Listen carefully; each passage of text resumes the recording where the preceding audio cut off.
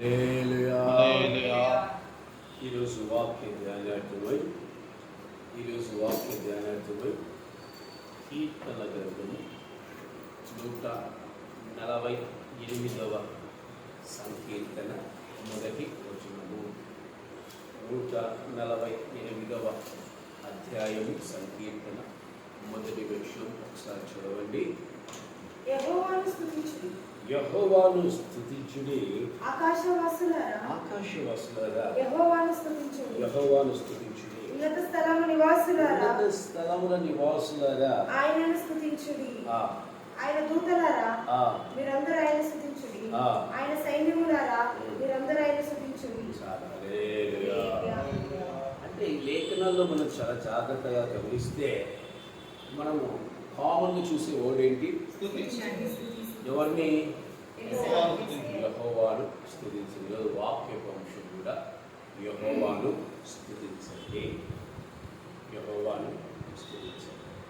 అంటే కీర్తనకారుడు ఏం తెలియజేస్తా ఉన్నాడు మనకి అని మనం చాలా జాగ్రత్తగా గమనిస్తే, కీర్తనకారుడు అంటున్నాడు, ఈ భూమి మీద మనం అతి ప్రాముఖ్యంగా చేయవలసిన మొదటి కార్యం ఏంటంట? దేవుని స్తుతించడం, యెహోవాను స్తుతించడం, యెహోవాను కీర్తించటం, యెహోవాను ఆరాధించటం. ఈ స్తుతి లేనిది మన జీవితాల్లో మనం ఆశీర్వాదాలను పొందుకోలేని వారంగానే ఉంటాము. యెహోవాను స్తుతించటం మేలు, యెహోవాను ఘనపరచుట మేలు. మరి యెహోవాను ఎవరు స్తుతించాలని 148వ సంకీర్తన చూస్తే, అమ్మో, ఈ విశ్వమంతా నా దృష్టిలో, అంటే సూర్యుడు, చంద్రుడు, నక్షత్రాలు, ఇక ఎన్ని చెప్పాడో ఎవరు? దావీదయ్య గారు ఎన్ని చెప్పాడో. అంటే ఈ విశ్వమంతా ఆయన్ని స్తుతించాలి, విశ్వమంతా ఆయన్ని స్తుతించాల్సిందే. కానీ మరి ప్రాముఖ్యంగా మనము అనగా మానవ శరీరం కలిగిన వాళ్ళము ఒక 8 అనుభవాలుగా ఇక్కడ దావీదు మహారాజు మనల్ని కనపరుస్తున్నారు. ఈ 8 అనుభవాలు కలిగిన వారు, మానవుడు ఒకడే కానీ ఎన్ని అనుభవాల్లో కనిపిస్తున్నారంటే 8 అనుభవాల్లో కనిపిస్తున్నారు.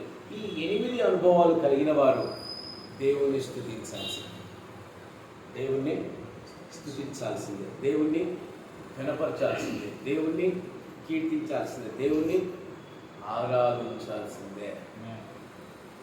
ఈరోజు ఈ 8 అనుభవాలు కలిగిన ప్రతి ఒక్కరు దేవుణ్ణి ఆరాధించకుండా, దేవుని స్తుతించకుండా ఉంటే వారి జీవితాలు కోల్పోతారు, వారి బ్రతుకుల్ని వాళ్ళు కోల్పోయే వారిగా ఉంటారు.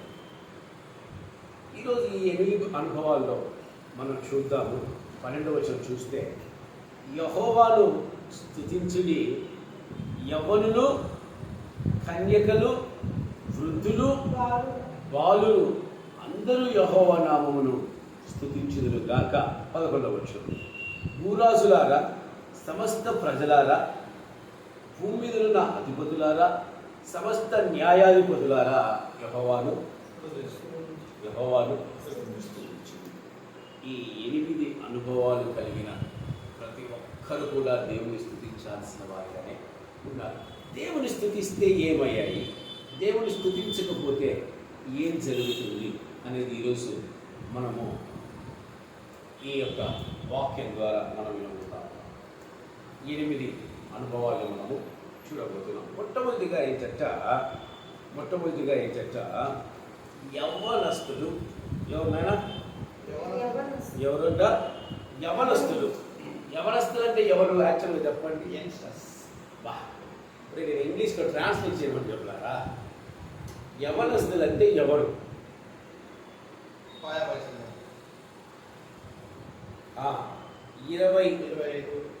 25 మొదలుకొని 45 వరకు జీవించే వారు అందరినీ ఏమంటారు? యవనస్తులే అంటారు. వృద్ధులను ఎవరిని అంటారు? నాకు తెలిసి 45 కూడా కాదు, 60 వరకు యవనస్తులే.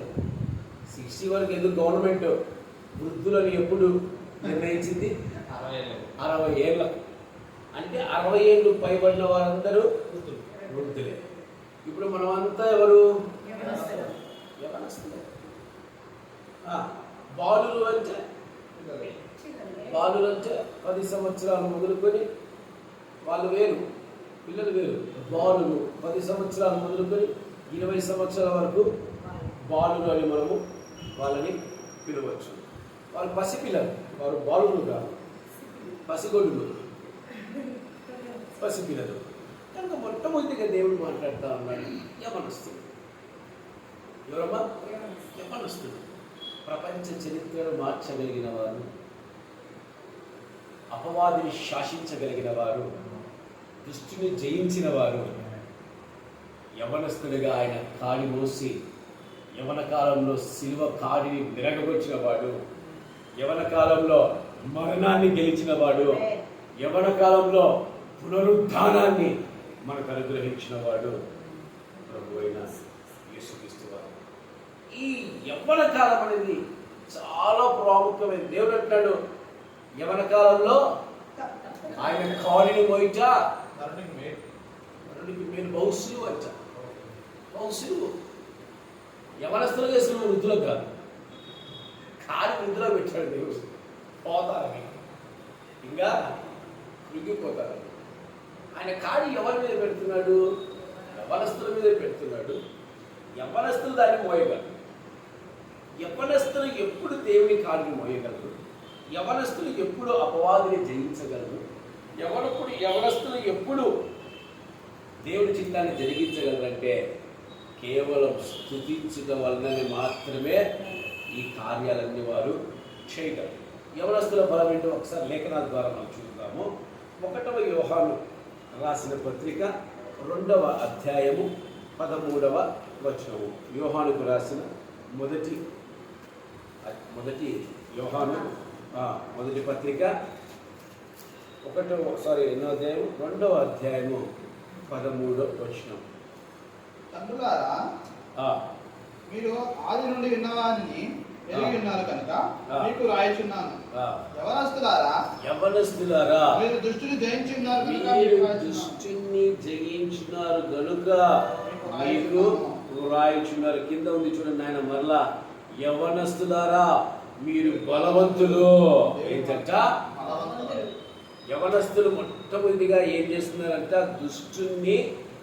దుష్టుని జయించి ఉన్నారు. యవనస్తులు మాత్రమే దుష్టుని జయించగలరు. గుర్తుపెట్టుకోండి. దుష్టుని జయించాలంటే ఎవరు జయించగలరు? ప్రభువైన యేసుక్రీస్తు వారు తన యవన కాలంలో దుష్టుని జయించాడు. బాలుగా ఉన్నప్పుడు జయించాడు. యవ్వన కాలము బలమైన కాలము. యవ్వన కాలము ఈ లోకములో ఉండే దుష్టుని కూడా జయించే కాలము. యాక్చువల్గా యవన కాలం అని ఇజ్రాయిల్ ఎప్పుడు భావిస్తారు తెలుసా? 30 సంవత్సరాల మొదలుకొని 60 సంవత్సరాల వరకు వారికి యవన కాలం. 30 సంవత్సరాల నుంచి ఎవరు ఏది మాట్లాడినా అక్కడ చెల్లుబాటు అవుతుందంట. 30 సంవత్సరాల లోపు ఎవరు మాట్లాడినా అక్కడ చెల్లుబాటు కాదు. ఎందుకంటే 30 సంవత్సరాలకు ఏమిటంటే మైండ్ మెచ్యూరిటీ అవుతుంది. ఆలోచించే శక్తి, ఆలోచించే విధానం అది సంపూర్ణంగా మార్చబడుతుంది. అందుకే ప్రభువైన యేసుక్రీస్తు 30 సంవత్సరాల వరకు ఆయన తన పరిచర్యను ప్రారంభము చేయలేదు. 30 సంవత్సరం ఆయనకు పడగానే తన యొక్క పరిచర్యను ఆయన ప్రారంభించినట్టు, సువార్తను ప్రారంభించినట్టు లేఖనాలు మనం చూస్తూ ఉన్నాము. ఈరోజు యవనస్తులారా దుష్టుని జయించాలి. ఎలా జయించగలరు దుష్టుని? యవనస్తులు దుష్టుని ఎలా జయించగలరు అనేది చాలా ప్రాముఖ్యమైన అంశం. 1వ సమూయేలు గ్రంథము 17వ అధ్యాయము 34వ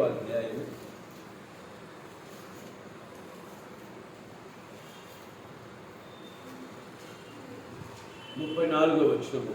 అందుకు దావీదు సౌలుతో ఇట్లనెను, నీ దాసుడైన నేను నా తండ్రి యొక్క గొర్రెలను కాల్చుండగా సింహమును ఎలుగుబంటిను వచ్చి మందలో నుండి ఒక గొర్రెపిల్లను ఎత్తుకొని పోచుండగా నేను దాన్ని తరిమి చంపి దాని నోటి నుండి ఆ గొర్రెను విడిపించి తిని అది నా మీదికి రాగా దాని గడ్డము పట్టుకొని దాన్ని కొట్టి చంపితిని. వామ్మో, ఎవరి తల్లి?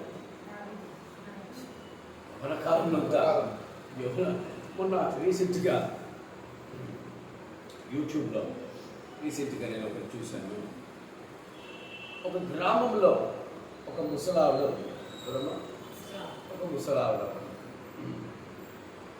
ఆమె తన యొక్క మేకలు కాచుకుంటా ఇంటి ముందు కట్టేసుకుంది. ఏమా ఇంటి ముందు కట్టేసుకుంటాం. సడన్గా ఆమె ఏదో ఇంట్లో వంట చేసుకుని ఏం చేసుకుంటుందో సడన్గా సింహం అక్కడికి వచ్చింది. ఏమొచ్చింది? ఒక కుక్కలు జరిగినట్టు ఆ డేక్ష తీసుకొని ఆ సింహానికి వేసి కొడతా ఉంటే ఆ సింహం దెబ్బకు పారిపోయింది. ఆ సింహము అంటే స్త్రీకున్న బలం ఎంత గొప్పదో అక్కడ చూడగలిగాము. యవ్వన కాలంలో దావీదు మహారాజు తన మందలో గొర్రెలు పట్టుకొని పోతుంటే దాన్ని తరిమి, అనేది కుక్కలు తరిమినట్టు సింహాన్ని తరిమి దాని గడ్డాన్ని పట్టుకొని దాన్ని చంపి దాని నోట్లో నుంచి ఆ యొక్క గొర్రె పిల్లను విడిపించగలిగారంట. సింహం యొక్క బలం నుండి, ఎలుగుబంటి యొక్క బలం నుండి నన్ను రక్షించిన యెహోవా ఈ ఫిలిస్తీయుల చేతిలో నుండి కూడాను నన్ను విడిపించునని చెప్పాను. యవన కాలంలో ఉన్నాడు కనుక అప్పటికి సౌలు ముసలివాడు. ఎవరినైనా సౌలు ఏమయ్యేటప్పటికి ముసలివాడు. పోయి గొలియాదును చంపొచ్చుగా. గొలియాదు రాజేగా, యెహోవా చేత అభిషేకించబడిన వాడేగా, చంపొచ్చుగా. నేను ముసలివాడిని అయిపోయాను, ఇక అది నా పని. కానీ ఒక యవనస్తుడు అంటాడు, నేను సింహాన్ని ఎలుగుబంటిని కూడా తరిమి చంపగలను. సింహాన్ని ఎలుగుబంటిని కూడా తరిమి చంపగలను. కనుక ఈ యొక్క గొలియాతును చంపడానికి నాకు పెద్ద విషయము. కానీ ఎదురుగంత గొలియాతులా కర్ర పట్టుకు వెళ్ళిపోతా ఉన్నాడు. దేనివల్ల? యవ్వన కాలంలో తాను యెహోవా యొక్క బలమును పొందుకున్న వ్యక్తిగా, యెహోవాను స్తుతించుట ఆయన మానని వ్యక్తిగా ఉన్నాడు కనుకనే ఎటువంటి అపాయము కలిగినను, ఎటువంటి బలం ఎదురు ఉన్ననో, సింహం ఉన్ననో, ఎలుగుబంటి ఉన్ననో, గొలియాతు ఉన్ననో అతను లెక్క చేయలేదు. గల కారణం ఏంటి?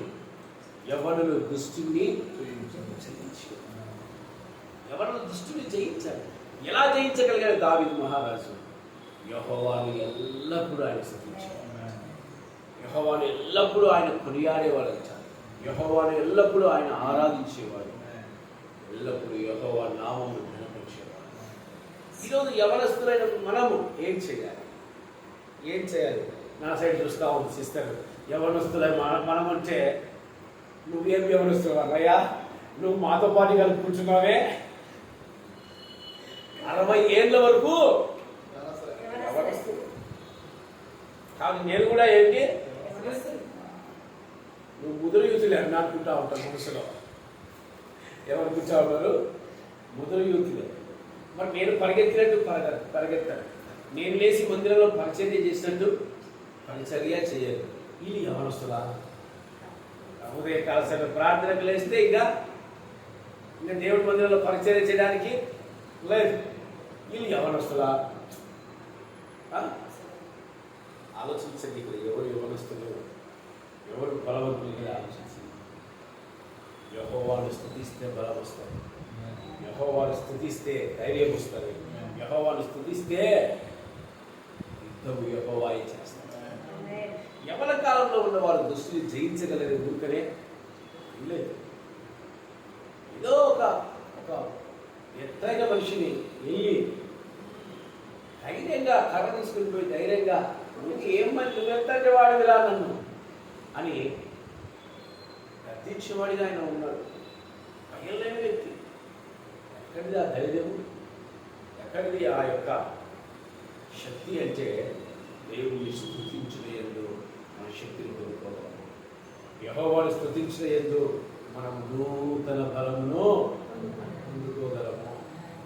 పక్షిరాజు నూతన బలం ఎలా పొందుతుందో మనము కూడా యెహోవాను స్తుతించుకుంటా ఉంటే నూతన బలాన్ని మనము పొందుకోగలము. రెండవదిగా యవనస్తులు ఏం చేస్తున్నారనేది ఇక్కడ యోహాను గారు మనకు తెలియజేస్తున్నారు. యవనస్తులారా, మీరు బలవంతులు. ఏంటంట? యవనస్తులు బలవంతులంట. సింహాన్ని గడ్డాన్ని పట్టుకోవడము, అదేదో కుక్కను పట్టుకొని ఏదో ఫైటింగ్ చేసినట్టుంది. సింహం గడ్డ అది ఎంత బలం ఉంటుందో తెలుసు, దాని పంజా ఎంత ఇది ఉంటుందో తెలుసా? వేసి కొడితే పొగల ఉండము, అది పండుగ షార్ప్గా ఉంటాయి. అట్లాంటిది గడ్డాన్ని పట్టుకున్నాడంట ఆయన. ఇక్కడ జూలు ఉంటుంది కదా, దాన్ని గట్టిగా పట్టేసుకున్నాడంట. గట్టిగా పట్టేసుకొని దాంతో ఫైట్ చేసి దాన్ని చంపాడంటే దావీదు మహారాజు ఎంత గొప్పవాడు, బలవంతుడు. ఎదురుగా గొలియాతు ఉన్నాడని ఈ మనకంటే బలం ఉన్న వాళ్ళని చూస్తూ ఉంటాయి. కొట్లాట ఎప్పుడైనా పోయేటప్పుడు మనకంటే బాగా గలంగా పట్టుకున్నట్టే అన్న ఆవేశంగా పోతాం. వాడిని చూస్తేనే అన్న చెప్పన్నా, అప్పుడు దాకా వాడిని కొట్టాలని ఆవేశంగా పోతాం. వాడిని చూస్తేనే ఏమైపోతా, బీపీ డౌన్ అయిపోయచ్చు, దెబ్బకు డౌన్ అయిపోయి అన్న చెప్పన్నా, నేను ఆవేశంగా వచ్చినావు. ఏం లేదన్నా, ఊరికే వచ్చినా, నువ్వు చెప్పన్నా. ఎందుకు? ఎదుటి వాడిని చూస్తే మనం ఏం చేస్తాం? భయపడిపోతాము. కండలు ముఖ్యం కాదు, ఎత్తు ముఖ్యం కాదు, వాడి మాట ముఖ్యం కాదు. బలమంటే ధైర్యం అది గుండెలో ఉండాలి. అది గుండెలో ఉండాలి. 40 దినములు 40 రాత్రులు ఉపవాసం చేయటమే బలం. ఉపవాసము చేయటమే బలం. 4 కంచాలు తినడం బలం కాదు, 40 ఎత్తి కొట్టడము బలం కాదు. 40 పగళ్ళు 40 రాత్రులు ప్రభువు యేసుక్రీస్తు వారు ఉపవాసం చేశారు చూసారా, అదే బలం. ఆయన మీదకి రాగలగా ఎలీషా మీదకి వచ్చారు. బక్క చిక్కినోడు ఏం చేయగలలే అని ఎలీషా మీదకి వచ్చాడు. ఎలీషా బలం ఏంటి తెలుసా? ఎలీషా బలం ఏంటి? దేవుడు అయి ఉన్నాడు. బక్క చిక్కినాడా అని అనుకుంటే ఏసునామం వాళ్ళు ఆయన కథలు తీసుకుని పొడుచున్నా కూర్చొని ఏసునామం గుడ్డివారు అయిపోడుగాక అన్నాడు. మొత్తం తారాడుతా ఉన్నారు. ఏం చేస్తా ఉన్నారు? తారాడుతా ఉన్నారు. అయ్యా ఎలీషా మమ్మల్ని క్షమించయ్యా అని. బలం అంటే కండలు కాదు, బలం అంటే ఎత్తు కాదు, బలం అంటే దేవుడై ఉన్నాడు. బలం అంటే ఆయన. దావీదు చూడు బలవంతుడు. మనం ఎందుకు బలవంతుడు? కాలేవు. సంసోను మీదకి ఫిలిస్తీన్లు 1000 మంది వచ్చారు. ఎంతమంది? 1000 మంది అంటే ఆలోచించండి. 100 మంది వద్దు, మన మీద 3 వస్తారు. ఏం చేస్తాం? పిక్కబలం చూపిస్తాం. ఏం చూపిస్తాం? పిక్కబలం అనేది చెప్పండి. 3 చూసే 10 మంది వచ్చారనుకో, ఈరోజు నాకు కథ అయిపోయిందిరా, ఇంకెట్లుండే చెల్లు అంటారు. సంసోను మీదకి 1000 మంది వస్తే గాడిద ఎముక తీసుకున్నాడు. గాడిద ఎముకతో 1000 మందిని చంపారంటే ఒక్కడు, బైబిల్ చరిత్రలో జరిగినది ఎక్కడ? ఒక్కడు 1000 మందిని ఒక్కడే చంపడం. ఒక్కడే 1000 మందిని చంపడం అంటే మామూలు మాట ఎక్కడిది? యవనస్తుడు ఆయన. ఇట్లా యవనస్తుడు. దేవుడు అప్పటికి సంసోనుతో ఉండి ఉన్నాడు కనుక ఫిలిస్తీన్లను 1000 మందిని చంపాడు. ఎందుకు? సంసోను దేవుని స్తుతించేవాడు. సంసోను దేవుణ్ణి ఘనపరిచే వాడు కనుక యవనస్తులు మొదటిగా దుష్టుని జయించే మనస్తత్వం కలిగిన వారు, రెండవదిగా బలవంతులై ఉన్నారు, మూడవదిగా దేవుని వాక్యము మీ యందు నిలిచి ఉన్నది. ఏనాడా దేవుని వాక్యము స్థిరపరుచుకునే వాళ్ళు ఎవరంట? యవనస్తులు. ఎవరినైనా స్థిరపరుచుకునే వాళ్ళు యవనస్తులు. దావీదు మహారాజు వరకు వచ్చేసరికి ఎర్ర సముద్రం 2 పాయలుగా విభాగింపబడింది. ఎరికో గొడవలు కూర్చోబడ్డాయి. ఇవన్నీ దావీదు విన్నవాడే. ఇవన్నీ యెహోవా చేసిన అద్భుత కార్యాలు, ఆశ్చర్యకార్యాలు విన్నవాడే. దావీదు మహారాజు వరకు వచ్చేసరికి ధర్మశాస్త్ర మతంతో పాటు ఉండి ఉన్నది. అందుకే ధర్మశాస్త్రం గురించి గొప్పగా చెప్పిన వారిలో దావీదు మహారాజు. దుస్తుల ఆలోచన చెప్తూ నిలవక, పాపల మార్గం నిలవక, అభాసములు కూర్చుండక యెహోవా ధర్మశాస్త్రం దీవారాత్రులు ధ్యానించేవాడు ధన్యుడు. అనగా అనగా ఆ ఫిలిస్తీయుడు గొలియాతు వచ్చి ఛాలెంజ్ చేస్తా ఉంటే సైన్యంలో అధిపతి యెహోవా సైన్యం ముందు నిలబడడానికి వీడు ఎవడసలు ఏమంటున్నాడు? వీడు ఎవడు? వీడి అంతు చూస్తానంటున్నాడు. ఎవడు? ఇంత ఆయన ఏం చేస్తున్నాడు? వాడి అంతు చూస్తున్నాడు.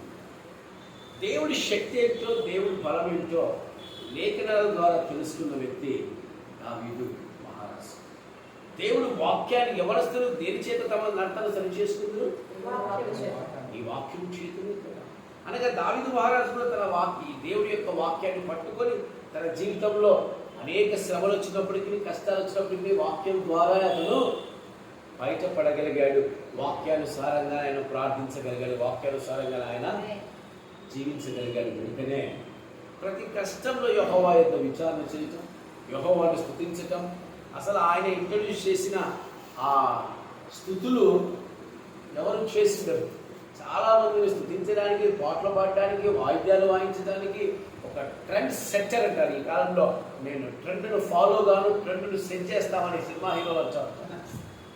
Actual the real setter is David. దేవుని స్థుతించడం ఈరోజు తండ్రి వాద్యములు వాయిస్తున్న వాళ్ళందరూ ఆయన కృతజ్ఞత కలిగి ఉండాలి. ఎందుకంటే దేవుని ఎలా ఈరోజు అంతా నా మేలుకునే సాంగ్ చూస్తే దగ్గర ఒక 40 మంది ఏదో పెద్ద పెట్టి వాయిస్తూ అప్పట్లోనే దావీదు మహారాజు ఇలాంటి వాటిని ఎన్నో ఆయన ఇంట్రడ్యూస్ చేశాడు. Is the biggest music director actually. Music director నిజంగా ఆయన కాలంలో. ఎందుకంటే ఆయన సితారా వాయిస్తుండగా దురాత్మలు వచ్చారు. ఏం పోయేవి? ఈరోజు మనం వాయిస్తే దురాత్మలు దగ్గరికి వస్తాయేమో. ఎందుకంటే యవ్వన కాలంలో దేవుని కార్యం మోయించాలనేది చాలా సులువు. ఎందుకు? వాక్యాన్ని యవనస్తులు స్థిరపరచుకుంటారు. వాక్యాన్ని యవనస్తులు ఏం చేస్తారమ్మా? స్థిరపరచుకొని వాక్యానుసారంగా జీవించడానికి, వాక్యానుసారంగా బ్రతకడానికి వాళ్ళు ప్రయాసపడతారు. యేసేపు తాను బలహీనుడిగా అయిపోయే టయానికి ఏం చేశాడు? నేను యెహోవా ఎదుట పాపము చేయను అని చెప్పేసి ఏం చేశాడు? ఒక స్త్రీ మీద పడుతున్నాను, స్త్రీని లాగి లెంకాయ వచ్చి ఆయన పక్కకు నెచ్చేసి ఆయన బట్టలు చిరిగిపోయినప్పటికీ అక్కడి నుంచి పరిగెత్తి పారిపోయాడు. ఎందుకు? దేవుని వాక్యాన్ని యేసేపు స్థిరపరచుకుని అందుకే ఆయన బలవంతుడు. యేసేపు ఎవరు? బలవంతుడు. ఎల్లప్పుడూ దేవుని వాక్యాన్ని స్థిరపరచుకునేవారు. ఈరోజు దేవుని యవనస్తులరా దేవుని వాక్యాన్ని స్థిరపరచుకోవాలి. సంసోను ఏమైపోయాడు? దేవుని స్తుతించేంత వరకు 1000 మందిని చంపాడు. దావీదు దేవుని స్తుతించేంత వరకు రాజుగా మహిమగలవాడిగా ఉన్నాడు. ఎప్పుడైతే స్తుతించిన ఆపేశాడో వ్యభిచార ఆత్మ ఆయన్ని పట్టేసి హంతకుడిగా మార్చి. ఈరోజు మన జీవితాల్లో ఎందుకు మనము లోకంలోకి వెళ్ళిపోతున్నాం, తప్పుదోవలు ఎందుకు పడతా ఉన్నామంటే ఎప్పుడైతే స్తుతి ఆగిపోతుందో మన నోటి నుంచి, ప్రార్థన ఆగిపోతుందో, దేవుని మహిమపరచడం ఆగిపోతుందో అప్పుడు అపవాది నిన్ను పట్టేసుకుంటాడు. అప్పటి వరకు 1000 మందిని చంపిన ఫిలిస్తీయులను చంపిన సంసోను ఎందుకు ఒక స్త్రీకి పట్టబడ్డాడు? ఎందుకంటే తనకు దుఃఖం మొదలైంది. దేవుల్లో ఆనందించడం ఆపేశాడు. దుఃఖం మొదలైంది. నేను తాళిక చిన్న భార్య నన్ను వదిలిపెట్టి పోయిందే. దుఃఖంలో దేవుని చూడలేము. దుఃఖంలో దేవుని కార్యాలు రాత్రి కూడా చెప్పాడు. దుఃఖంలో దేవుని కార్యాన్ని కనుగొనలేము, చూడగలలేము, ఆస్వాదించలేము, ఏమీ చేయలేము. కనుక ఆ దుఃఖంలో దేవుని స్థితించాల్సిన పెదవులు స్త్రీకి పట్టబడి తన యొక్క జీవితాన్ని తానే కోల్పోయిన వ్యక్తిగా మనం సంశయం చూస్తున్నాం. ఎందుకు యవనస్తులు తమ ఆత్మీయ జీవితంలో పడిపోతున్నారు? యవనస్తులు ఎందుకు తన ఆత్మీయ జీవితంలో దేవుని విడిచిపెట్టి వెళ్ళిపోతున్నారు? యవనస్తులు ఎందుకు దేవుని కాడికి మొయ్యలేకపోతున్నారు? యవనస్తులు ఎందుకు అవమానాలు భరించలేకపోతున్నారు? యవనస్తులు ఎందుకు నిందలు భరించలేకపోతున్నారు? యవనస్తులు ఎందుకు కృంగిపోతున్నారు? ప్రభువైన యేసుక్రీస్తు వారు యవనకాలంలో వెళ్ళి భరించాడు కదా. అవమానాలు భరించాడు, నిందలు భరించాడు, సిలువను మోసాడు, కొరడా దెబ్బలు తిన్నాడు, ఎన్నో చేశాడు. ఎందుకు చేశాడు? దేవుణ్ణి స్తుతిస్తూనే ఉన్నాడు కనుక ఇవన్నీ చేయగలిగాడు. ఈ కాలం యవనస్తులకు ఒక మాట అనకూడదు. మూతి అష్టావంతంలో మారిపోతారు.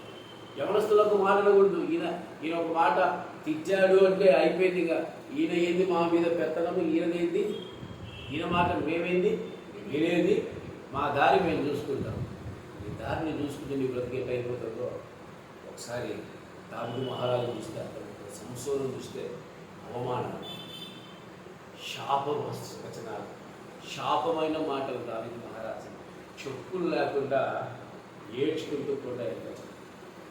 సంసోను కళ్ళు పోయి, ఏ కళ్ళు అయితే తన యొక్క ఆత్మజీవితాన్ని పాడు చేశాయో అవే కళ్ళు పోయి ఇలా సంఖ్యలతో బంధించబడ్డ వాడిగా సంసోను మనం చూస్తాం.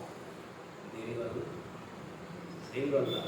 యెహోవాను స్తుతించుట ఆపేశాడు, యెహోవాను ఘనపరచుట ఆపేశాడు, యెహోవాను కీర్తించుట ఆపేశాడు. యెహోవాను స్తుతించకపోతే ఎంతటి బలవంతులైనా వారు తమ జీవితాన్ని కోల్పోవలసిందే, తమ బ్రతుకుల్ని కోల్పోవలసిందే. కనుక యవన కాలంలో దేవుని యొక్క కానుని మోయుట చాలా ప్రాముఖ్యమైన విషయం. ఇంకా ప్రతి ఒక్కరు మోయాలి. అవమానాలు వస్తాయా? రాని. ప్రభువుకు రాలేదు. నిందలు వస్తాయా? రాని. యేసయ్యకి రాలేదా? దూషణ మాటలు వస్తాయి, యేసయ్యకి రాలేదా? అందుకే ఆయన కొండ మీద ప్రసంగం వేరు, సువార్త వేరు. గుర్తుపెట్టుకోండి. ప్రసంగం అంటే ఏంటి తెలుసా? మరి నీలా కూర్చొని చెప్పేది ప్రసంగం. సువార్త అంటే ఏంటి? తిరుగుతూ ప్రాంతానికి తిరుగుతూ యేసయ్యని నమ్ముకోండి, యేసయ్యని జీవించండి అనేది సువార్త. నాకు అర్థం కాలేదు బ్రదర్, ప్రసంగం అంటే కొండ మీదనే ఆయన మంది ప్రసంగం ప్రారంభించాడు. బ్రదర్ ప్రసంగం అంటే నాకు అర్థం కాదు. ఆయన సువార్తల ప్రసంగం అన్నాడు. ఏంటి? మారు మనస్సు పొందనే సువార్తల ప్రసంగం వేరు, సువార్త వేరు. మనం జ్ఞాపకం చేసుకోవాలి. ఆయన కొండ మీద మొదటి ప్రసంగంలో ఏదైతే చెప్తున్నాడు, నాయనా నా నామంలో నీకు అవమానాలు వస్తాయి, నిందలు వస్తాయి, చెడ్డ మాటలు కూడా నువ్వు తిడతారు, అయినప్పటికీ నీవు భయపడవద్దు, పరలోకం నీ స్వాస్థము. ఈ మాట మనం గుర్తుపెట్టుకుంటే మనల్ని ఎన్ని తెచ్చినా, మనల్ని ఎన్ని అవమానాలు పరిచినా, మనల్ని ఎంతమంది ఇచ్చినా మనం మౌనంగా ఉండగలం. ఎందుకు? దేవుడు ముందుగానే చెప్పాడు. దేవుడు ముందుగానే కనుక మనం బాధపడకూడదు, మనం దుఃఖపడకూడదు. నన్నైతే ఎంతమంది ఆడుకుంటారు, ఆయన పుట్టినోళ్ళ నన్ను తిరుగుతూ ఉంటాడు, ఆయన పుట్టినోళ్ళ నన్ను అవమానపరుస్తూనే ఉంటారు, నిందలు పరుస్తూనే ఉంటారు. ఎన్నెన్ని దూషమైన మాటలు మాట్లాడతారో, ఇంట్లో వాళ్ళు మాట్లాడతారు, బయట వాళ్ళు మాట్లాడతారు, అందరూ మాట్లాడతారు. ఎందుకంటే నేను వాళ్ళందరికీ ఎట్టికి దొరికిన. వీడొకడు తిప్పితే పడుంటాడు, కొడితే పడుంటాడు, నిందలేస్తే పడుంటాడు. దేవుడు మనకు ఉన్నాడని నేను నమ్ముతున్నాను. నాకు ఉన్నాడని నమ్ముతున్నాను. ఈరోజు యవనస్తులు మీరు జయించాలి, యవనస్తులు మీరు బలవంతులుగా ఉండాలి, యవనస్తులు మీరు వాక్యాన్ని మీ హృదయంలో స్థిరపరచుకునే వారిగా ఉండాలి. ఇవన్నీ దేనివల్ల వస్తాయి మీకు? దేనివల్లమ్మా? దేవుణ్ణి స్తుతించడం వల్ల. ఈ గొప్ప కార్యాలు దేవుని స్తుతించడం వల్ల. ఈరోజు ఎంతమంది యవనస్తులు ఇక్కడ ఉన్నారు? యవనస్తులేనా మీరంతా?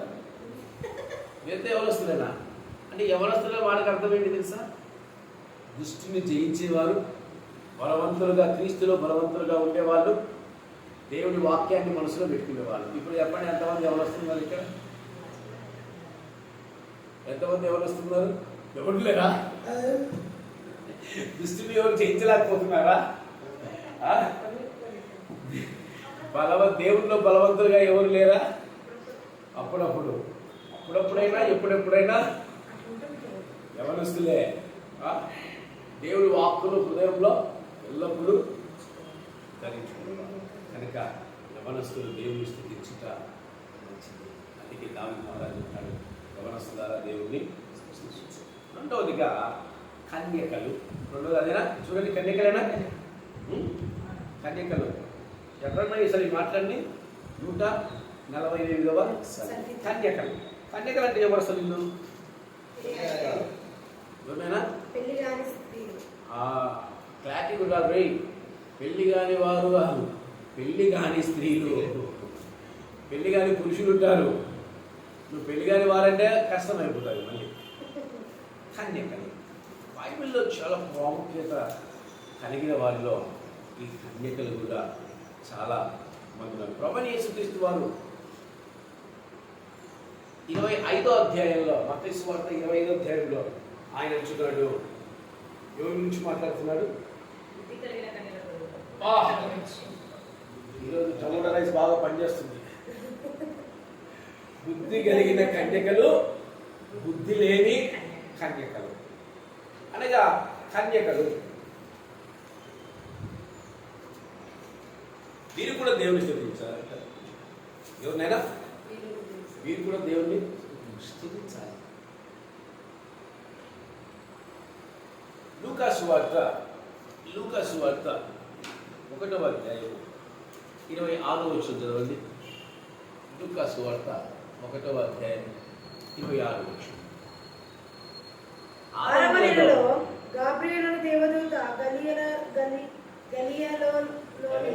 గలిలయలోని నజరేతు అనే ఊరిలో దావీదు వంశస్థులైన యోసేపు అను ఒక పురుషునికి ప్రదానము చేయబడిన కన్యక ఎదుగు దేవుని చేత పంపబడెను. ఆ కన్యక పేరు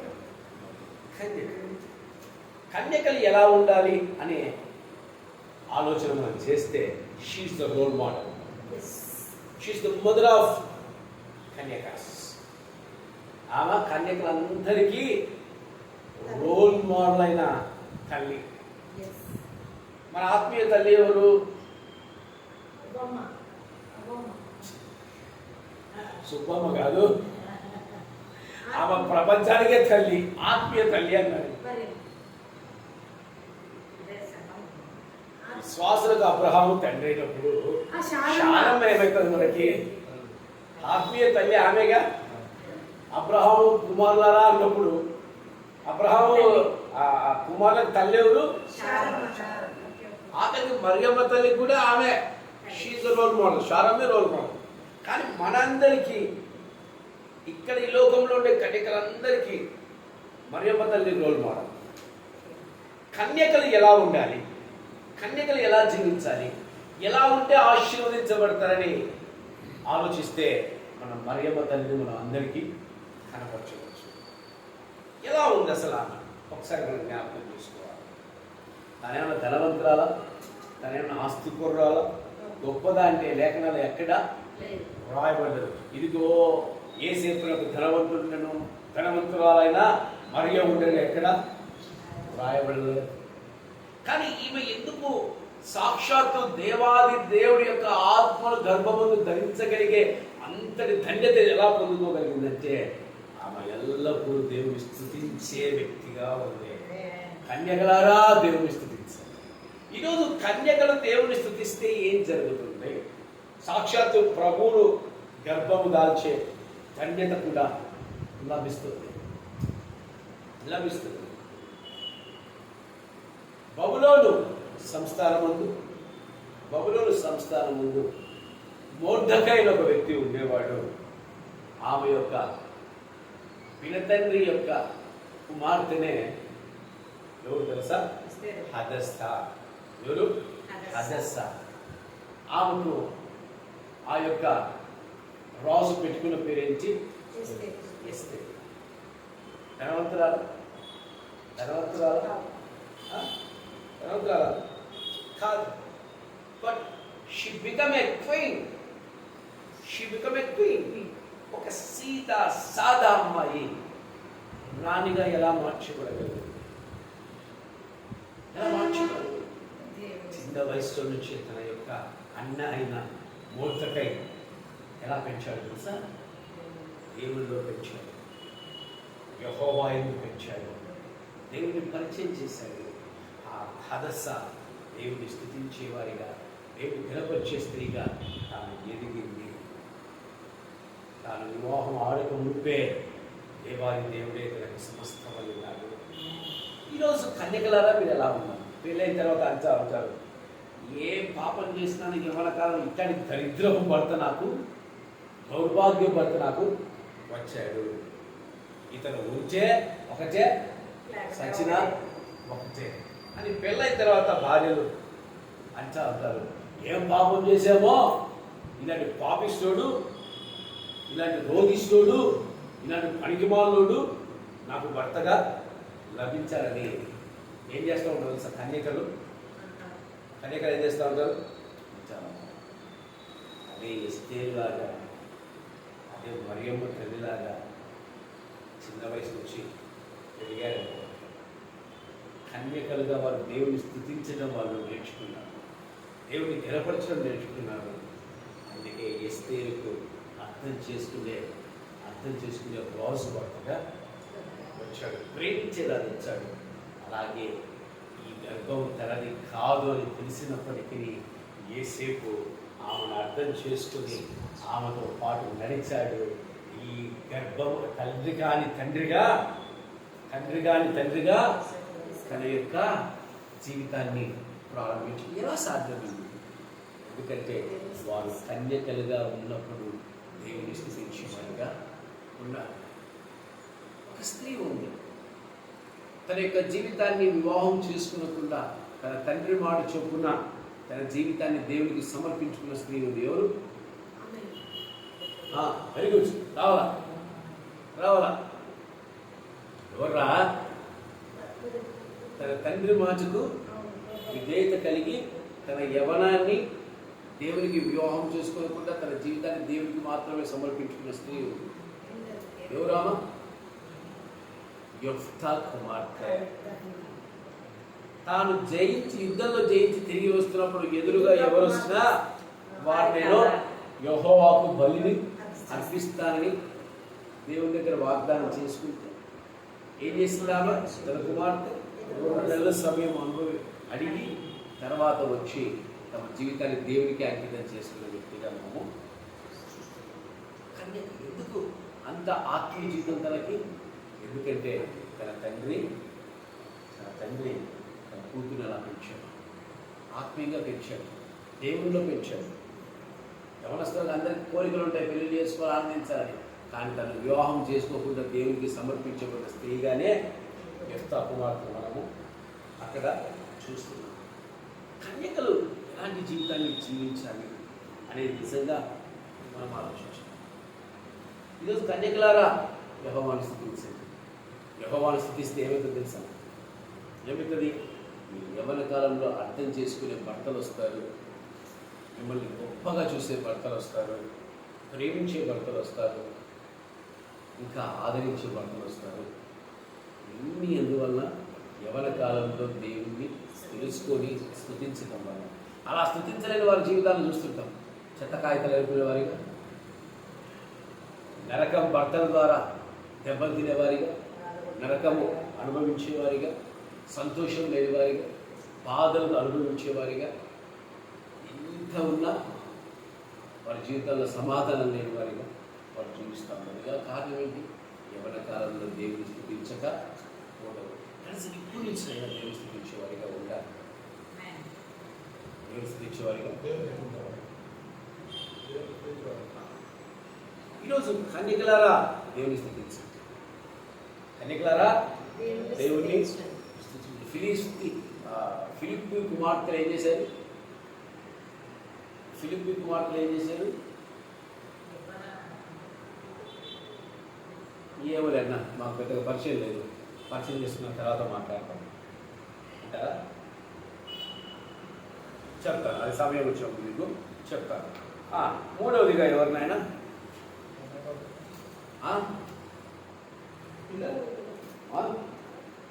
మూడవదిగా ఏముంది? వృద్ధుల్లో వదిలిపెట్టి బాలను కాడిపోతారా మీరు? మూడవదిగా ఎవరు? వృద్ధులు. వృద్ధులు అంటే ఎవరు? 60 సంవత్సరాలు పైబడిన వారిని మనం ఏమంటున్నాము? వృద్ధులు అంటున్నాము. అప్పుడు వారికి ఏమైతుందో తెలుసా? ఏమైతుంది కదా? చూడు, మొట్టమొదటి వీళ్ళు చెప్పేది చాదస్తాం అంట. వృద్ధులకు చాదస్తామని కాదు, కానీ వృద్ధులు ముందుస్తాం శరీరం యొక్క బలాన్ని కోల్పోతారు, వెంట్రుకలు మెరుస్తూ ఉంచాలి, వారు తమ యొక్క ఓపికను కోల్పోతారు. చిన్నపిల్లల మనస్తత్వాన్ని వారు ధరించుకునేవారిగా మారుతారు. దాన్ని మనం ఏమనుకుంటాం తెలుసా? చాదస్తాం అనుకుంటాం. రేపు మీరు ఆ స్టేజ్కి పోవాల్సిందే. రేపు మిమ్మల్ని కూడా మీ పిల్లలు అంటారు, మా అమ్మకు మా నాన్నకి చాదస్తం ఎక్కువ. ఎందుకు? నువ్వు దేంతో కొలుస్తావో. కానీ ఇక్కడ వృద్ధులు ఎలా ఉన్నారు చూడండి. కీర్తనకారుడు సెలవిస్తున్నాడు 92వ అధ్యాయం 15వ వచనం చూడండి. వారు ముసలితనమందు ఇంకా చిగురు పెట్టుచుందురు, సారం కలిగి పచ్చగా నుందురు. మోషే అంట ఎన్ని సంవత్సరాలు బతికాడు నాయన? 99 years. కాదు మోషేనా? మోషే ఎన్ని సంవత్సరాలు బతికాడు రా? 130 సంవత్సరాలు అనుకోండి. వదిలిపోయింది, ఫిగర్ వేసుకుందాం. అప్పుడు కూడా ఆయన శరీరంలో సత్తువు పోలేదంట, నడకలో సత్తువు పోలేదంట. ఎలా ఉన్నాడంట? సారం కలిగి పచ్చగా ఉన్నాడంట. తన ముసలితనమందు ఇంకా చిగురించేవాడిగా దేవుడు అక్కడికి ఆపేసేది ఒకటి ఆగాడు. లేదంటే కానానికి మోషేని తీసుకెళ్ళిపోయేవాడు. దేవుడు ఆపాడు. కానీ ఆ వయసులో కూడా బలంగా నడిచిన వాడు, బలంగా ఉన్నవాడు, దేవునిలో బలమైన కార్యములు చేసే వ్యక్తిగా ఉన్నాడు. ఎందుకు? బికాస్ ఆయన దేవుని స్తుతించేవాడిగా ఉన్నాడు. యవన కాలంలో, వృద్ధాప్యంలో దేవుని స్తుతించాలి. నాకు వయసు అయిపోయింది, నేను దేవుని స్తుతించలేను అని చాలామంది మోకాలు ఈరోజు 45 ఏళ్ళకే మోకాలు లేవంటే నాకు కాళ్ళ నొప్పులు అంటున్నారు, కాళ్ళ నొప్పులు అంటారు. అదే వారి యొక్క పనులు చేసినప్పుడు కాళ్ళ నొప్పులు వస్తాయా? వాళ్ళ ఉద్యోగాలు చేసినప్పుడు కాళ్ళ నొప్పులు వస్తాయా? ఎంతసేపు అయినా నిలబడతారు వారి బతుకు తెరువు కోసం, ఎంతసేపు అయినా రొట్టెలు కొడతారు వాళ్ళ బతుకు తెరువు కోసం. అయ్యా మందిరంలో మోకాలు అయినట్టు మటుకు ముసలిలో వచ్చారు. 45 ఏళ్ళకే 60 ఏళ్ళలో కూడా మోషే, 130 ఏళ్ళలో కూడా మోషే పరిగెడతారు. ఎందుకు? వాళ్ళలో స్థుతి లేదు, మోషేలో స్థుతి ఉంది కనుక. లూకా సువార్త 2వ అధ్యాయం 25వ వచనం చదవండి. లూకా సువార్త 2వ అధ్యాయం 25వ వచనం చూస్తే, యెరూషలేమునందు సిమియోను ఒక మనుషుడు ఉండెను. అతడు నీతిమంతుడు, భక్తిపరుడయుండి ఇశ్రాయేలు యొక్క ఆదరణ కొరకు కనిపెట్టుకునేవాడు. ఇతను మరణం కొరకు ఎదురు చూసేవారంట. యేసయ్య వచ్చేంత వరకు అతనికి మరణం అనేది రాదు. వృద్ధాప్యంలో కూడా యేసయ్య కొరకు కనిపెట్టుకొని ప్రార్థన చేసే వ్యక్తి సిమియోను. అలాగే అలాగే కింద చూస్తే, ఆ కింద వచనానికి వస్తే 36వ వచనంలో, మరియు అషేరు గోత్రికురాలను పనియేలు,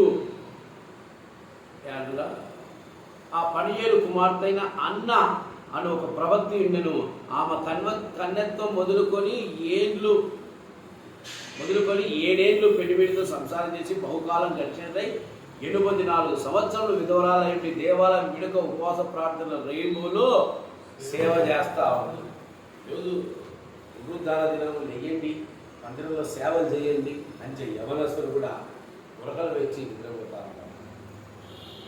వృద్ధాప్యంలో ఉన్నవాళ్ళు 84 ఏళ్ళు అంటే వేసి ఆమె ఏం చేస్తుందంట? ఉపవాసాలు దేవుడి మందిరంలో పరిచర్య చేయజప్పా. వీళ్ళను వృద్ధులు అనాలా, ఈ మనలు వృద్ధులు అనాలా? ఆలోచించండి. గురువారం ఉపవాస దినం రోజు ప్రయాణాలు చేస్తే ప్రార్థనలకు రాదు, రోగాలు వస్తే ప్రార్థనలకు రాదు, బలహీనతలు వస్తే ప్రార్థనలకు రాదు. ఎవరు వృద్ధులు అనాలి? ఎవరు వృద్ధులు అనాలి? 84 ఏళ్ళలో ఉపవాసం ఉండి ఆమె దేవుడి మందిరంలో పరిచర్య చేస్తామంటే ఆ వృద్ధురాల్లో ఉండే ఆ బలం ఎక్కడి నుంచి వచ్చింది? దేవుడిని స్తుతించలేదు. ఈ కాలంలో యవనస్తులు దేవుని స్తుతించక బలహీనతలు చెప్తా ఉన్నారు.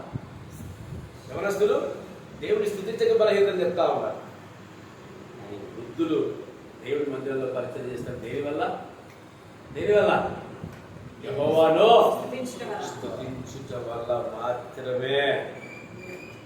అవును, యెహోవాను స్తుతించుట వల్ల మాత్రమే సాధ్యం. దేవుని స్తుతించేవారు కనుక. ఒక రాజు ఉన్నాడు. తనకు ఒక సమస్య వచ్చినప్పుడు తన యొక్క తండ్రితో సహవాసం చేసిన వృద్ధుల ఆలోచన తీసుకునకుండా యవనస్తుల ఆలోచన తీసుకొని తన రాజ్యాన్ని 2 బాయిలుగా చేసుకున్న ఒక రాజు ఉన్నాడు. ఎవరైనా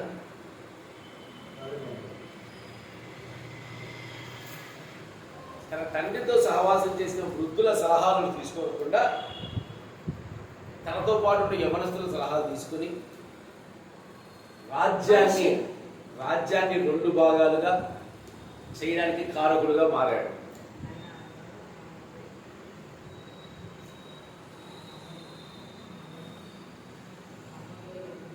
పన్నెండు గోత్రాలు ఎన్ని గోత్రాలుగా విభజించబడ్డాయి?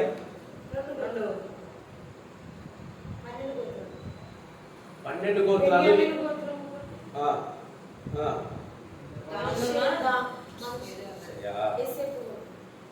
10 గోత్రాలు ఒక రాజ్యంగా మారిపోతే యూదా గోత్రం, ఈ మనిషి సల్లగుండా యూదా గోత్రం ఎవరి కాలంలో జరిగింది ఇది? అది మటుకు రాదు. రెహబాము సొలొమోను కుమారుడు. వృద్ధుల ఆలోచన తీసుకోవాలా. వృద్ధుల ఆలోచన ఎందుకు తీసుకోవాలా? వారు జ్ఞానం కలిగిన వారు, వివేకం కలిగిన వారు, అనుభవాలు కలిగిన వారు, దేవునితో సహవాసం చేసేవారు, దేవుని స్తుతించేవారు. అక్కడ వృద్ధుల ఆలోచన తీసుకోకుండా యవనస్తుల ఆలోచన తీసుకుంటూ తన రాజ్యాన్ని 2 భాగాలుగా చీలిపోయే విధంగా చేసుకున్నవాడే రెహబాము. ఈరోజు వృద్ధులు ఎంత గొప్పగా ఆశీర్వించబడుతున్నారు, ఎంత గొప్పగా ఫలించబడతారు, ఎంత గొప్పగా దీవించబడుతున్నారు. కారణం ఏంటి తెలుసా? వారు దేవుని స్తుతించిన వారిగా ఉంటున్నారు. 4వదిగా బాలురు. ఎవరు బాలు అంటే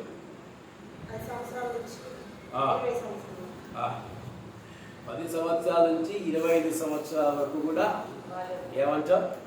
బాలులే అంటాము. 25 years దాకా. డిగ్రీ ఎన్ని ఇయర్స్కి అయిపోతుందమ్మా? 22 డిగ్రీ అయిపోతుందా? 20 డిగ్రీ అయిపోతుందా? సంతోషం. 25 సంవత్సరాల వరకు బాలులే అంటాం. ఇప్పుడు ప్రేమిస్తూ ఉంటారు. ఏ కాలంలో ప్రేమిస్తుంటారు? 18 టీనేజ్ నుంచి 4వ తరగతి నుంచి వాడు ప్రేమించాడు. దేవుడికి ఇస్తూ ఉంటారు. అంటే యవన కాలము అనగా ఏమంటారు? బాలుల కాలము. ఆ కాలంలో ప్రేమిస్తే ఏమంటారు? వాడు పసిగుండి, వాడికి ఏం తెలుసమ్మా, ప్రేమ అని పట్టుకొని తిరుగుతూ ఉన్నారు పసిపిల్లలు వాళ్ళంతా. అవునా కదా? అంటే బాలులు. ఇర్మియా అంటున్నాడు దేవుని దగ్గర, ఏమంటున్నాడు? నేను బాలుడనే, నేను ఈ పని చేయగలనా అంటే దేవుడు అంటున్నాడు, నేను బాలుడవి అనవద్దు, నేను నీ నోట నా మాటలు సృష్టించి. ఈరోజు చిన్న వయసులో నుంచే దేవునిలో ఎదిగితే, తల్లిదండ్రులు చిన్న వయసులో నుంచే పిల్లల్ని దైవత్వంలో పెంచితే, బాలుడుగా ఉన్న సమూయేలు ప్రవక్తగా మార్చబడతాడు. తన బాలత్వం అంటే బాలుల్లో జీవించిన కాలం అంతా యెహోవా యొక్క మందిరంలోనే ఆయన నివాసము చేసి ఉన్నాడు. బాలుడుగా జీవించిన కాలం అంతయు సమూయేలు యెహోవా నివాసంలోనే ఆ యొక్క మందిరంలో నివాసం చేశాడు. బాలుడుగా ఉన్న ఇర్మియా నోట దేవుడు మాటలు పెట్టి ఉన్నాడు. ఎందువల్ల?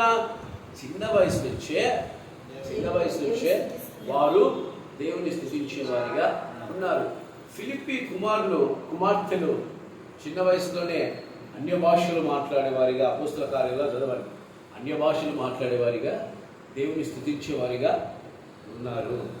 ఫిలిప్పీ కుమార్తెలు సార్ అంటే చిన్న వయసులోనే దేవుని స్తుతించడం మనం నేర్పించాలి. దేవుని గణపరచడం మనము ఏం చేయాలి? నేర్పించాలి. ప్రభువు చదవండి, లూకా సువార్త 2:40 చదవండి. బాలుడు జ్ఞానముతో నిండుకొనుచు ఎదిగి బలం పొందుతుండెను. ఆ. దేవుని దయ ఆయన మీద ఉండెను. ఎవరు బాలుడు అంటే ఇక్కడ చిన్నప్పటి నుంచి ఏం చేస్తున్నారంట? జ్ఞానంతో నిండుకొనుచు ఉన్నాడు. దాని తర్వాత మనం చదివితే ఆయన 12 వాడే ఉన్నప్పుడు, ఇప్పుడు బాలుడుగా ఎన్నేళ్ళ చెప్తున్నాడు? 12 నుంచే బాలుడుగా చెప్తున్నాడు. 12 వాడు అయినప్పుడు ఆయన యెరూషలేముకి వెళ్ళినప్పుడు ఏం చేస్తున్నాడు? వాక్యాన్ని విని వాక్యానికి జవాబు ఇచ్చేవాడిగా ఉన్నాడు. అవునా కదా? ఈరోజు చిన్న వయసులోంచే పిల్లల్ని దేవుని స్తుతించేవారిగా నేర్పించాలి, దేవుని గెలపరిచేవారిగా నేర్పించాలి, దేవుణ్ణి ఎదిగేవారిగా నేర్పించాలి. అలా నేర్పించిన పిల్లలు ఏమవుతారు తెలుసా? ఏమవుతారు? గొప్పవారు అవుతారు, ఆశీర్వదించబడతారు, దీవించబడతారు. యెహోవా మందిరంలో నివాసం చేయించబడి ఎంతమంది తెలుసా? ఈరోజు ఎంతమంది పిల్లలు యెహోవా మందిరంలో నివాసం చేసేవారిగా ఉంటారు. చిన్న వయసులో వచ్చే ప్రైజ్లో హల్లెలూయా నేర్పిస్తున్నారు, ప్రార్థన నేర్పిస్తున్నారు, వాక్యం నేర్పిస్తున్నారు, దేవుల్లో ఎదిగేలాగా పెంచుతూ ఉన్నారు. అలా చేయాలి. చిన్న వయసు నుంచి యెహోవాను స్తుతించిన ఇర్మియా ఏమయ్యాడు? గొప్ప ప్రవక్త అయ్యాడు.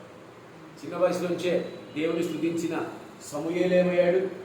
గొప్ప ప్రవక్త. చిన్న వయసు నుంచి దేవుని స్తుతించిన దావీదు ఏమయ్యాడు? రాజుగా మార్చబడ్డాడు. చిన్న వయసు నుంచి దేవుని స్తుతించిన యేసయ్య ఏమయ్యాడు? యేసయ్య లోక రక్షకుడు అయ్యాడు, పునరుద్ధానుడయ్యాడు. కనుక చిన్న వయసు నుంచి మనం ఏం చేయాలి? స్తుతి నేర్పించాలి. బాలులకు ఏం చేయాలి? స్తుతి నేర్పించే వారిగా మనం చిన్న వయసులో నుంచే ఎస్తేరు కానీ, చిన్న వయసులో నుంచే మరియమ్మ తల్లి కానీ దేవుని స్తుతించే వారిగా ఉన్నారు. కనుకనే వారి కన్యక కాలంలో వారు ఆశీర్వించారు, కన్యక కాలంలో వారు దీవించబడ్డారు. ఈరోజు చిన్న వయసులో వచ్చే తల్లిదండ్రులు సమర్పణలకి నేర్పించబడితే ప్రేమించే భర్తలు వస్తారు, ఆరాధించే భర్తలు వస్తారు, స్త్రీలను పూజించే భర్తలు వస్తారు. ఒక్క క్షణమైనా నిన్ను విడిచి నేను ఉండలేను అనే భర్తలు ఆ స్త్రీలకు వస్తారు. అది గల కారణం ఏంటి? చిన్న వయసు నుంచే తమ తల్లిదండ్రులు పిల్లల్ని దైవత్వంలో పెంచటం అనేది చాలా ప్రాముఖ్యమైనది. ఐదవదిగా ఎవరంట? భూరాజు. Very good. భూరాజులు అంటే మనకు గుర్తు వచ్చే వాళ్ళు ఎవరు? భూరాజులు. రాజులు ఎవరమ్మా? రాజు. ఇక్కడ భూరాజులు అంటున్నాడు కానీ సపరేట్ ఇజ్రాయెల్ రాజులు అంటారా? భూరాజులారా యెహోవాను స్తుతించండి. భూరాజులు ఇంతకు యెహోవాను స్తుతించే వాళ్ళు ఎవరైనా ఉన్నారా? చెప్పండి. నేనేమంటున్నా, ఇజ్రాయెల్ రాజు యూదా రాజు గురించి చెప్పట్లే. ఈ ప్రపంచంలో భూరాజులు అనగా అన్యులు కూడా యెహోవాను స్తుతించాలి. అలా స్తుతించిన వారు ఎవరైనా ఉన్నారా? అన్ని రాజులు రావాలి. ఇంతవరకు నుంచి పై కాదు. ఎట్లా మీరు మా పక్కన దానియేలు గ్రంథము 4వ అధ్యాయము 34 చదవండి. ఎక్కడెక్కడ ఉంటారో నిద్రపోతా ఉంటారు. దానియేలు గ్రంథము 4వ అధ్యాయం 34.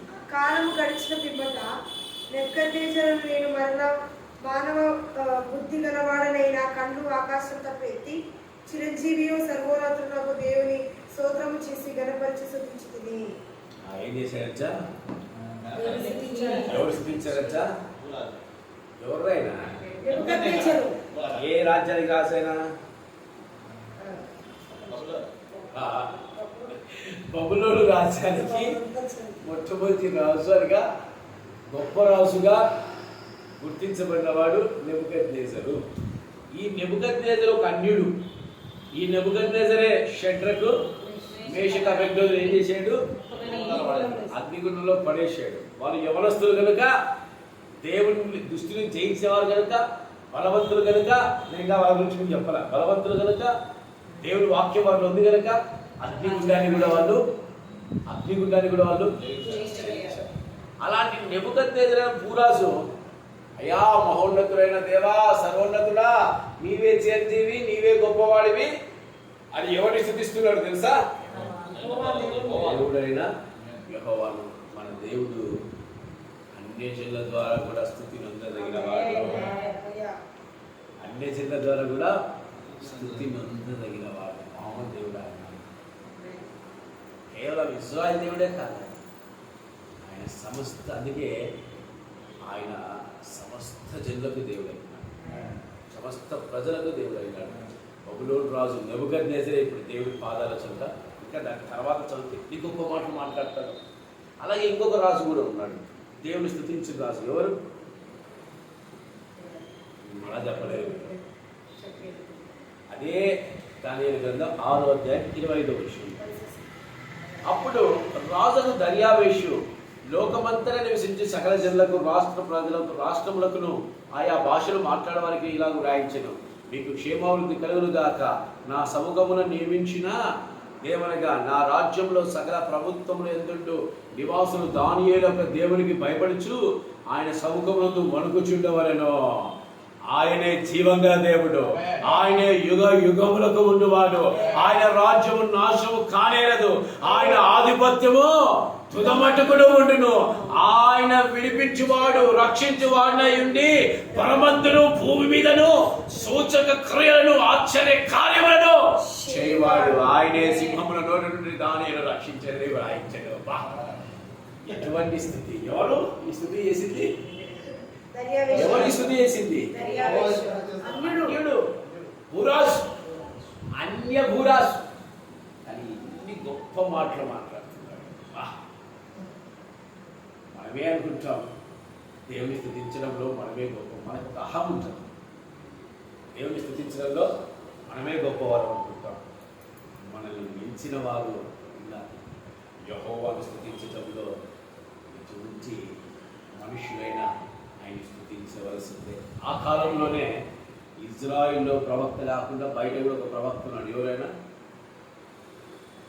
ఇజ్రాయిల్లోనే కాకుండా బయట కూడా ఒక ప్రవక్త ఉన్నాడు దేవునికి. ఎవరైనా? ఆ కాలంలో రావు, ఇల్లే బీలాము. ఎవరో బీలాము. ఆయన యెహోవా ప్రవక్తగానే ఉన్నాడు. ఆయన నోటి నుంచి ఏది వచ్చినా అది నెరవేర్చబడుతుంది. యెహోవా ప్రవక్త ఆయన. మోయాబీయుడు. ఎవరు? మోయాబీ. భూరాజులందరూ ఆయన స్తుతించాల్సిందే, భూరాజులందరూ ఆయన. అదే మన దేవుడైన యెహోవా యొక్క గొప్ప కార్యం. ఆరవదిగా ఏంటి? ఏముందమ్మా? సమస్త ప్రజలు. ఎవరు? సమస్త ప్రజలు ఆయన స్తుతించాలంట. సమస్త ప్రజలు ఆయన్ని స్తుతించాలి. ఒక వ్యక్తి ఉంది, ఇశ్రాయేలు బయలుదేరి వస్తూ ఉంటే తన ప్రాణం, తన కుటుంబ ప్రాణం పోతుందని వెరీ గుడ్. రాహాబు వేశ్య. నీ దేవుడు గొప్పవాడు, నీ దేవుడు వంటి దేవుడు ఎవరు లేనే లేదు. సమస్త జనులు ఆయన స్తుతించేవారిగా ఉంటారు. ఒక స్త్రీ ఉంది, నీ దేవుడే నా దేవుడు, నీ జనమే నా జనము, నీ వారే నా వారు. ఆమె కూడా ఏం చేస్తా ఉంది? దేవాది దేవుణ్ణి స్తుతిస్తూనే గణపరుస్తూనే ఉంది. అందుకే ఆయన అంటున్నాడు, యెషయా గ్రంథం 56:7 అంటున్నాడు. ఏమంటున్నాడు? యెషయా గ్రంథం 56:7 ఏమంటున్నాడు? నా మందిరము సమస్త జనులకు ప్రార్థనా మందిరము అనబడును. కనుక సమస్త ప్రజలు ఈరోజు అన్యులమైన మనము కూడా ఏం చేస్తున్నాము?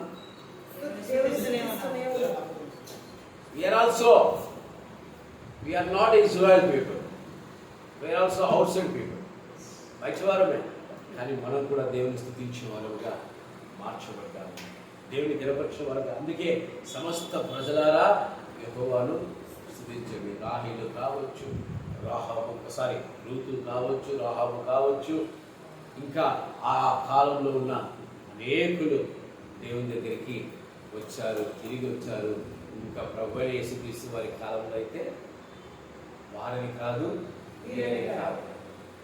ఇప్పుడైతే అందరమును యేసు క్రీస్తు ప్రభు అందరికీ దేవుడై ఉన్నాడు.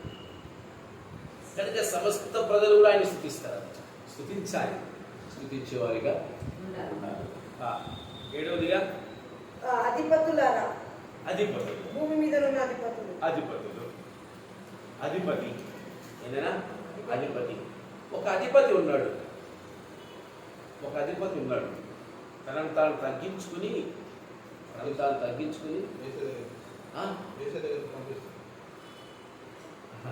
వరంద ఇజ్రాయెల్ పీపులే. ఒక అధిపతి ఉన్నాడు, తనను తాను తగ్గించుకుని మాట మాత్రం సెలవేయండి దేవా. ఒక ప్రవక్త గారికి వచ్చాడు. ప్రవక్త దగ్గరికి వచ్చి, నన్ను నీవు స్వస్థత దైవాన్. Very good. అధిపతులు, భూ అధిపతులు అంతా ఎవరు? సిరియా దేశపు సైన్యాధిపతి అయినప్పటికీ ఎవరి దగ్గరికి వచ్చాడు? ఎలీషా దగ్గరికి వచ్చాడు. అయ్యా, నీ దేవుడు మాత్రం ఈ కార్యాన్ని జరిగించగలడు. నయమాను దేవుడు స్తుతిస్తున్నాడు. అయ్యా, నీ వంటి వాళ్ళు ఎవరు? నువ్వు మాత్రమే గొప్పవాడు. యెహోవా నయమాను దృష్టి కానీ నయం కాదు. అందుకే నయమాను ద్వారా కూడా దేవుడు స్తుతించబడ్డాడు. స్తుతించగలిగిన అన్య అధిపతులు కూడా దేవుడిని స్తుతించడానికి కారణమయ్యారు. ఎందుకంటే మన దేవుడు సర్వశక్తిమంతుడు, స్తుతికి యోగ్యుడైనాడు. స్తుతింపబడ్డానికి ఆయనకు అర్హత ఉందే. ఈ భూలోకంలో ఎలాంటి అధిపతి అయినా సరే ఆయన్ను స్తుతించవలసిందే. చివరాఖరి చెప్పి నేను ముగిస్తాను. ఆరోదిగా న్యాయాది, ఎనిమిదిగా న్యాయాధిపతి. ప్రభువైన యేసుక్రీస్తు కాలంలో ఒక న్యాయాధిపతి ఉన్నాడు. ఎవరున్నారు? ఒక న్యాయాధిపతి ఉన్నాడు. ఆయన ఈయన ఎందు నాకు ఎటువంటి దోషం కనిపించలేదు, ఈయన నీతిమంతుడైనాడు, ఈయన విషయం నేను ఎలాంటి జోక్యం చేసుకుని తనకు తాను చేతులు కడుక్కొని తనకు తాను పరిశుద్ధపరుచుకొని ఆ పాపం నా మీద రావద్దు, ఎందుకంటే ఈయన నీతిమంతుడని దేవుని స్తుతించాడు. ఎవరైనా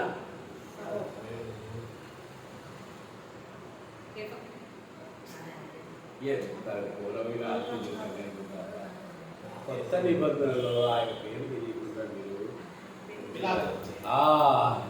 ఎవరు? పీలాతు. ఎవరైనా పిలాతు. ఆయన కూడా న్యాయాధిపతిగా ఉండేవాడు. ఆయన కూడా ఏం చేస్తున్నాడు? ఈయన నీతిమంతుడు, ఈయన గొప్పవాడు, ఈయన నాకు ఏ పాపం కనిపించలేదు, ఈయనను నేను శిక్షించలేదు అని తాను చేతులు కడుక్కొని ఆయన మౌనే. తన భార్య కూడా వచ్చేసింది, ఈయన గురించి నాకు కళ వచ్చింది, ఈయన జోలికి పోవద్దు అనగా ఈయన దేవుని కుమారుడని ఆయన నమ్మగలిగాడు. దేవాలయ దేవుడు మహిమపరచగలిగాడు. కనుక యెహోవాను స్తుతించాలి మనం. అది ఎవరైనా పర్వాలేదు, యెహోవాను స్తుతించాలి. ఆ పిలాతు చేతులు అడుగుతున్నాడు కనుకనే తాను రక్షించబడ్డాడు కదా. తాను బయటికి వెళ్ళిపోయాడు. ఇజ్రాయెల్ అందరూ రాజ్యం లేకుండా పోయారు, దేశాలు పట్టుకొని తిరిగారు. ఆ రోజు ఆయన చేతులు కడుక్కోకుంటే ఆయన పరిస్థితి వేరు. ఫరో ఎలా చచ్చిపోయాడు తెలుసా? దూత వచ్చి మొత్తగా రక్తం కక్కుని చచ్చిపోయాడు ఫరో. ఎలా? రక్తం కక్కుని చచ్చిపోయాడు. కానీ పిలాతు మటుకు దాని నుంచి బయటపడ్డాడు. ఆయన దేవుడిని తెలుసుకొని దేవుని స్తుతించి పక్కకి వెళ్ళిపోయాడు. ఇశ్రాయేలు ప్రజలు ఈయన దోషమో మా పైనను గాని స్తుతించాలి. కనుక యెహోవాను మనం స్తుతించాలి. ఈరోజు మనం యెహోవాను యవనస్తులుగా స్తుతించాలి, కన్యకలుగా స్తుతించాలి, వృద్ధులుగా స్తుతించాలి, బాలుడుగా స్తుతించాలి, అధిపతులుగా ఉన్నను స్తుతించాలి, సమస్త ప్రజలు స్తుతించాలి, ఇంకా అధిపతులు స్తుతించాలి, న్యాయాధిపతులు అందరూ స్తుతించవచ్చు. ఎందుకంటే ఆయన స్తుతికి యోగ్యుడైనాడు, స్తుతి నొందదగిన వాడు. మనం దేవుడు స్తుతించేవాడుగా అనేది మనం నమ్మే. అందరూ ముట్టుకు పోయండి.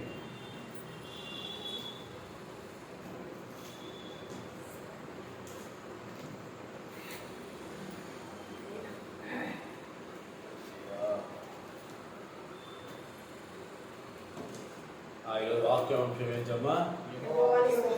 యెహోవాను స్తుతించండి. ఎవరెవరు యెహోవాను స్తుతించాలంట? యవనస్తులు ఎందుకు స్తుతించాలంట? బలవంతులు దుష్టులను జయించగలరు కాక వాళ్ళు బలవంతులు దేవుని వాక్యం చెప్పు దేవునిలో స్థాపించుకుంటారు. మూడమే బ్రదర్ చెప్పండి, ఫస్ట్ చెప్పండి. దుష్టుని జయిస్తారు బలం బలవంతులు. దేవుని వాక్యం స్థిరపరచడం. కనుక మీరంతా యవనస్తులే కదా, Yes. మీరు దుష్టుని జయిస్తున్నారా? Yes. అంటున్నారా? రెండవదిగా మీరు బలవంతుల దేవుని ఎంత సైతాని ఎంత జ్ఞాపకం చేసుకోండి. మూడవదిగా దేవుని వాక్కు మీరు స్థిరపరచుకుంటున్నారా? కష్టం వస్తే దేవలేడు పాడలేదు పా అంటున్నారా? జ్ఞాపకం చేసుకోండి. రెండవదిగా వృద్ధులు కన్యకలు. అమ్మా కన్యకలు ఎవరు లేరు కానీ యవన కాలంలో కన్యకలు కాబట్టి దేవుడిని స్థితిస్తే మంచి భర్తలు వస్తారు. దేవుని స్థితించలేని వరకు బాగా బాధ్య భర్తలు వస్తారు. అంతే. మూడవదిగా వృద్ధులు. వీళ్ళు ఏం చేస్తారు? దేవుని స్థుతించాల్సిన వృద్ధులు ఆశీర్వదించబడితే మన వృద్ధులు ఉంటారు ముసలమ్మలు బార్కట్టలాడుతూ సరసోక్తులాడుతూ సరసాలాడుతూ ఉండే వృద్ధులు ఉంటారు. డ్యాన్స్ వేసే వృద్ధులు ఉంటారు. కాబట్టి అలా ఉండక దేవుని ఆరాధించే వృద్ధులుగా ఉండాలి. నాలుగోదిగా చిన్న వయసులో నుంచే దేవుని స్థుతించే వారిగా తల్లిదండ్రులు పెంచితే ఒక సమయంలాగా ఒక ఇంకా ఏసేపులాగా ఒక యేసుక్రీస్తులాగా ఖచ్చితంగా ఆశీర్వించబడ్డ ఒక ఇర్మియాలాగా దావీదులాగా ఎన్నో చెప్పుకోవచ్చు. కనుక అలా పెంచాలి, అలా స్థుతింప చేయాలి పిల్లలు. అన్య భాషలు తమిళనాడులో ఏంజల్ జీవులు ఉంటుంది. దాంట్లో చిన్న చిన్న పిల్లలు నిహాన్ కంటే చిన్న పిల్లలు అన్య భాషలో అరసత మాట్లాడాలి, కనీసం మాట్లాడాలా. అట్లా తల్లిదండ్రులు ఆత్మీయ జీవితంలో పెంచాలి. చూద్దాం, బాగుంటుంది పరిపాలన. ఐదవదిగా ఊరాలు దేవుడు స్థుతించారు. దేవుడిని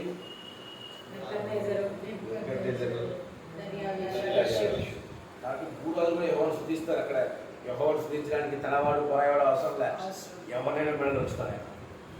ఆయన స్థుతి నొందుదగిన వాడు. ఆరవదిగా సమస్త ప్రజల మనమందరం ఆయన స్థుతిస్తూనే ఉన్నాము. ఏడవదిగా అధిపతులు న్యాయమానం వంటి వారు కూడా దేవుని స్థుతించారు. ఎనిమిదవదిగా వీరి పరిశీలన చేసుకోండి. కూర్చోలేము కదా, కనపడము. మనందరూ కళ్ళు మూసుకుని ఒకసారి మీరు పరిశీలన చేసుకోండి.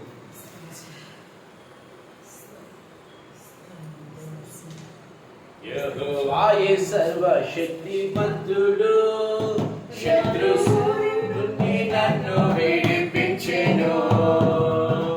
యెహోవాయే సర్వశక్తిమంతుడు, శత్రువు నుండి నన్ను విడిపించెను. నన్ను కాపాడును,